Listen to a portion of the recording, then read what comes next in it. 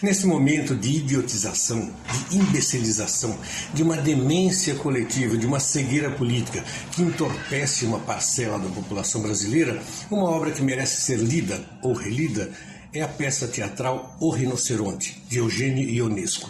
Ionesco é reconhecidamente um dos maiores dramaturgos do século XX.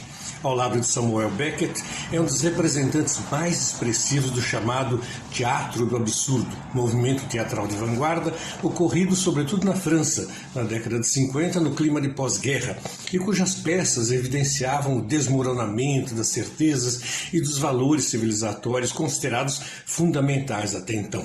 Nascido em 1912, na Romênia, Ionesco veio a naturalizar-se francês, pois passou a maior parte de sua vida em Paris. Seu primeiro texto, escrito em 1948, A Cantora Careca, abriu-lhe as portas por uma carreira de fama internacional. Suas peças têm sempre algo em comum, utilizam-se de situações e personagens absolutamente corriqueiros para de repente deixarem irromper todos os seus desejos e sonhos reprimidos, desnudando assim os padrões hipócritas que regem o comportamento das ditas pessoas de bem em nossa sociedade.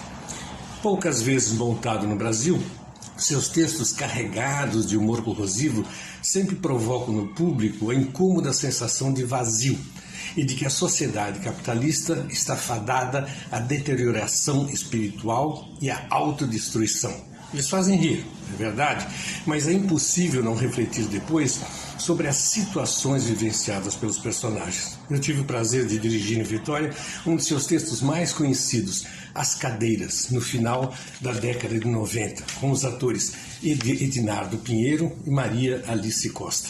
Bem, a história do rinoceronte é simples. Em uma pacata cidade da França, dois amigos, Béranger e Jean, conversam sentados à mesa de um café ao lado de uma mercearia, quando de repente passa por ali correndo um rinoceronte. Alguns se espantam e outros não acreditam no que vê. Instantes depois, outro rinoceronte atravessa a praça em disparada e mata um gato de uma senhora ali presente. Isso causa uma certa comoção e um assombro nos habitantes do local. Alguns acham que é uma alucinação, outros acham que foi uma brincadeira de mau gosto, outros dizem que não é preciso levar isso muito a sério. Um dos personagens chega até mesmo a gritar: "O vosso rinoceronte é um mito!"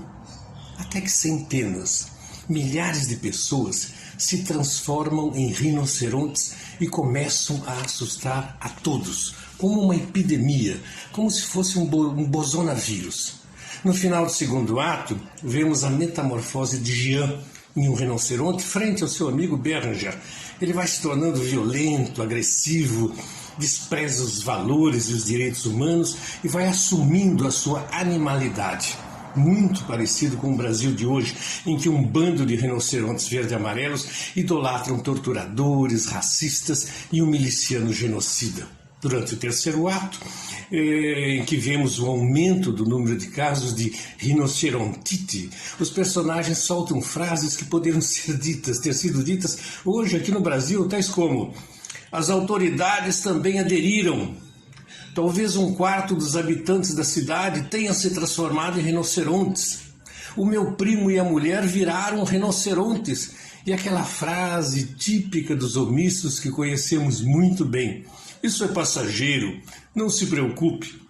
Ao final, o protagonista Béranger termina sozinho, abandonado também pela mulher que amava, Daisy, e grita: Eu me defenderei contra todo mundo. Sou o último ser humano. Hei de sê-lo até o fim. Não me rendo." E assim termina a peça. O texto, de certa maneira, simboliza, de maneira patética, eu acho, a manipulação, o irracionalismo, a alienação do indivíduo em uma sociedade de massa e a transformação de uma parte significativa da população em uma manada fanática e agressiva, a ser usada como instrumento político. Nada mais atual. Fica a dica.